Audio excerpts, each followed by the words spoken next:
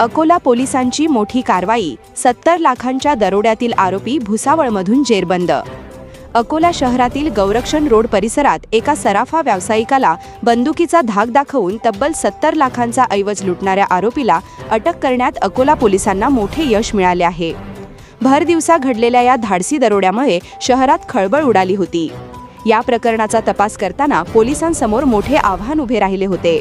या आरोपीचा माग काढण्यासाठी अकोला पोलिसांनी तब्बल 700 किलोमीटरचा प्रवास केला आणि 580हून अधिक सीसीटीव्ही फुटेजची तपासणी केली। अखेर पोलिसांनी आरोपीला भुसावळ येथून अटक केली। पोलिसांच्या माहितीनुसार आरोपी गेल्या 6 दिवसांपासून अकोला शहरात वास्तव्यास होता।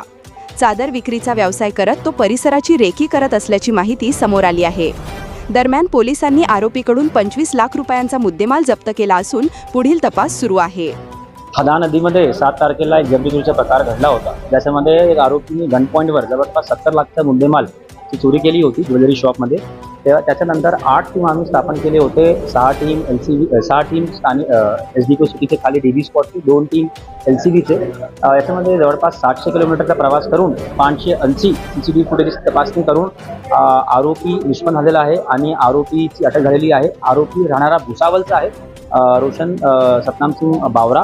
आणि हे आरोपी खदानमध्ये आला होता 7 दिवस अगोदर। त्यांनी रेकी केली होती, चादर विकण्याचा कार्यक्रम सुरू केला होता ढोंग म्हणून, आणि आरोपीला काल अटक झालेली आहे। त्याच्याकडून आम्ही वेपनची रिकव्हरी, बाईकची रिकव्हरी आणि प्राथमिक जे आहे रिकव्हरी 25 लाखाची जवळ आम्ही रिकव्हरी केलेली आहे। आज 6 दिवसचा PC घेतलेला आहे। या 6 दिवसमध्ये अजून आम्ही रिकव्हरी करणार आणि जे काही या गुन्ह्यामध्ये अजून जर काही लोकांचा सहभाग आहे ते निष्पन्न करणार। जय हिंद, जय महाराष्ट्र।